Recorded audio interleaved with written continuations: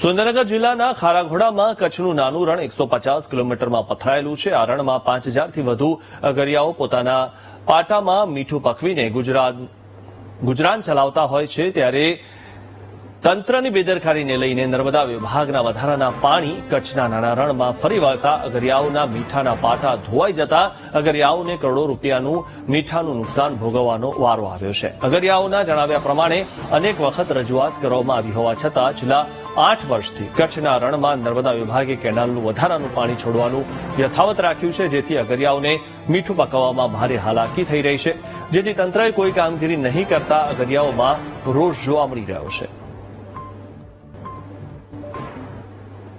નાના રણમાં મીઠું પકવતા અગરિયાઓના પાટા નર્મદાનું વધારાનું પાણી આવવાથી 500 થી 600 પાટા પાણીના ડૂબમાં ગયા। ખૂબ મોટા પાયે નુકસાન ગયું છે।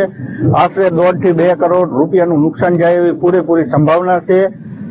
નર્મદા વિભાગ અને સ્થાનિક વહીવટીતંત્રને અમારી ફરજ છે કે નર્મદાનું વધારાનું પાણી તાત્કાલિક ધોરણે રણમાં આવતું અટકાવે અને અગરિયાને થયેલું નુકસાનનું સર્વે કરી અગરિયાને વળતર આપે એવી અમારી માંગ છે અને રણમાં આવતું વધારાનું પાણી તાત્કાલિક ધોરણે બંધ કરાવે એવી અમારી માંગ છે। કચ્છના નાના રણમાં ઘણા વર્ષોથી પાટા કરી રહ્યા છીએ, પણ આ વખતે તો ઘણું પાણી રણમાં વધારાનું કેનાલનું જે છોડવામાં આવી ગયું અને અમારા પાટા ગરકાવ થઈ ગયા છે, તો અમને ઘણી મુશ્કેલી પડી છે અત્યારે, અને અમારી અત્યારે ખાસ રોજીરોટી છીનવાઈ રહી છે અને અમને કોઈ તેથી આટલા ધીરણ આપવા પણ સહમત નથી।